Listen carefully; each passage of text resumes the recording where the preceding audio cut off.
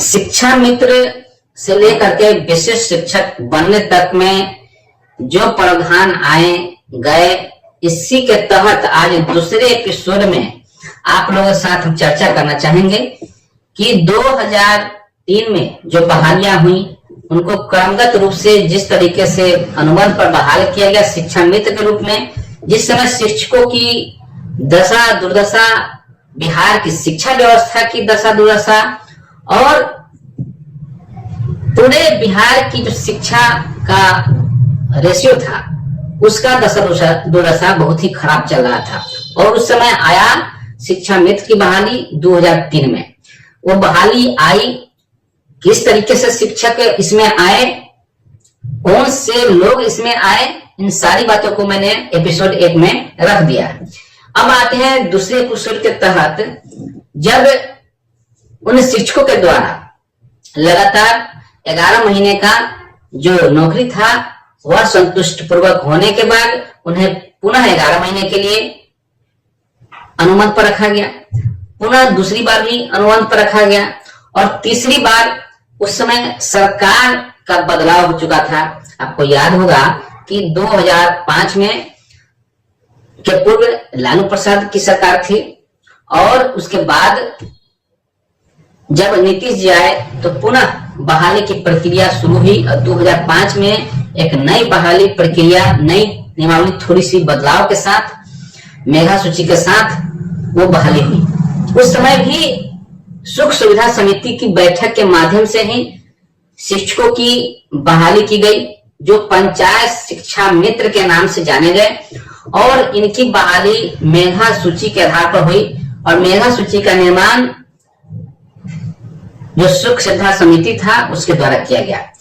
और वहां पर ये जो बहाली हुई, इसमें भी जो ग्रामीण क्षेत्र में अपने पंचायत के वासी थे वो अपने पंचायत में ही अप्लाई कर सकते थे और वही लोग बहाल भी हुए।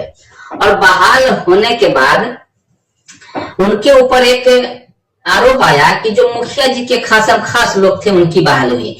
लेकिन आप सबको बता दें कि उस समय ऐसी कोई बात नहीं थी। उस समय जो मार्क्स, मैट्रिक, इंटर, ग्रेजुएशन में जो मार्क्स आए थे उनके आधार पर एक मेधा सूची बनाई गई थी और उसके आधार पर ही बहालियां की गई थी। तो यह आरोप लगाना बिल्कुल ही निराधार है और इक्का दुक्का तो अपवाद हर जगह होता है। उस अपवाद को लेकर के हम अगर चलेंगे तो निश्चित तौर पर ये मैटर आपको लगेगा कि मुखिया जी ने बहाल कर दिया। लेकिन आपको बता दें कि उस समय तक भी बहालियां बिहार में नहीं निकलती थी, तो बड़े स्तर पर उस समय एक बहाली हुई और केंद्र सरकार के निर्देश पर जो शिक्षक और छात्र का अनुपात, यानी कि एक शिक्षक के पर 40 बच्चे को मान करके बहालियां की गई। लेकिन फिर भी उस समय शिक्षक की संख्या जो होनी चाहिए थी वो नहीं हो पाई। लेकिन जो बच्चे का नामांकन था वह विद्यालयों में उपस्थिति उसकी कम होती थी। जब ये 2005 की बहाली हुई और शिक्षक लोग काम करना शुरू किए, क्योंकि नए लोग बहाल हुए थे, उनके अंदर जोश भरा था। विद्यालय की जो स्थिति थी थोड़ी बहुत 2003 में बहाल शिक्षक ने कुछ हद तक सुधार कर लाया था। जो पटरी से बेपटरी हुई थी शिक्षा व्यवस्था, उसको उन्होंने कुछ हद तक अपने लाइन पर लाया था।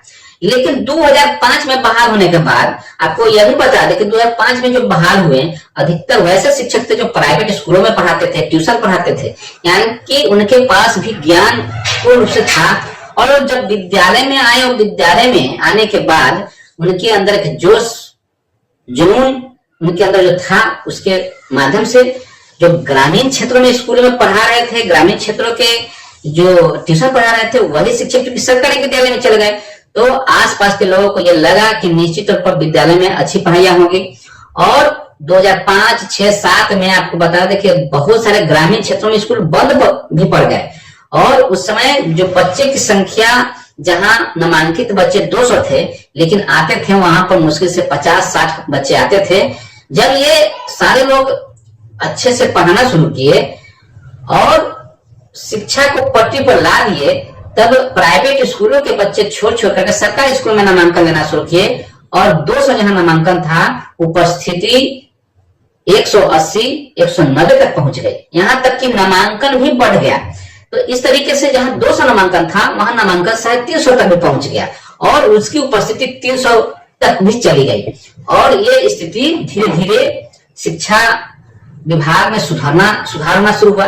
लेकिन सरकार का चूंकि समय समय पर जिस तरीके से भेदभाव पूर्ण रवैया बनाया जाता रहा, आपको यह भी बता दें कि वह 1500 रुपया 2005 में जो शुरुआत हुई और 1500 रुपया का महीना 2006 तक जो मिला, वो आपको बहुत लंबे लंबे पीरियड के बाद पैसा मिलता था, यानी कि 6-6 महीना पर, साल भर पर पेमेंट मिलता था।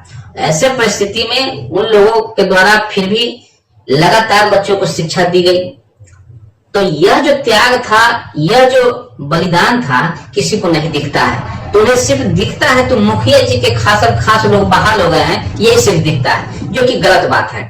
और आपको बता दें कि ये जो बहालियां हुई 2005 के लास्ट में एक ऐसा आंदोलन खड़ा हुआ बिहार के पटना की धरती पर। उसके बाद जो माननीय मुख्यमंत्री नीतीश कुमार जी हैं, 2006 में उन्हें घोषणा करना पड़ गया कि शिक्षकों को हम 4000 यानी कि 1500 से 4000 वेतन करेंगे और इसके साथ ही उन्हें 60 साल के लिए अनुबंध को समाप्त करते हुए 60 साल तक के लिए अस्थायी बहाली मान लिया गया कि सभी नियोजित हो गए और सभी लोगों को 60 साल तक के लिए रख लिया गया। तो ऐसे परिस्थिति में आप कई तरह के जब नियमावली कानून आ रहे हैं कि हम जो शिक्षक को हटा देंगे, के पाटिल जी कहते हैं कि हम शिक्षकों को बर्खास्त करके हटा देंगे, तो ये संभव नहीं है, क्योंकि आपको जो नियमावली उस समय बनी थी उस नियमावली के तहत, और उन्होंने सदन में भी घोषणा किया, नियमावली भी बनी, तो कहीं से भी ये बात सही नहीं है कि आपको नौकरी से हटाया जाएगा। आपको नौकरी से कतई नहीं हटाया जाएगा, ये आप लोग मान लीजिए। तो ये 2003, 2005, 2006 तक की मैंने कहानी इस वीडियो के माध्यम से आप लोगों तक पहुंचाया है। शिक्षकों के संघर्ष की कहानी को आप लोगों तक मैंने रखने का प्रयास किया है। इसमें क्या कुछ जुड़ सकता है, क्या कुछ छूट रहा है, आप लोग जरूर बताएंगे, क्योंकि आप लोगों का फीडबैक कमेंट के माध्यम से जब आता है तो निश्चित तौर पर एक ऊर्जा भरने का काम करता है। तो आपको बता दें कि 2003 से लेकर 6 तक के जो संघर्ष की कहानी थी आप लोगों के समक्ष मैंने रखा है। और आगे जो नेक्स्ट एपिसोड होगा, एपिसोड 3, उसमें भी हम आगे जो उसके बाद की बातें हैं, उसके बाद के संघर्ष की कहानी है, उन्हें भी हम आप लोगों के पास रखने का प्रयास करेंगे।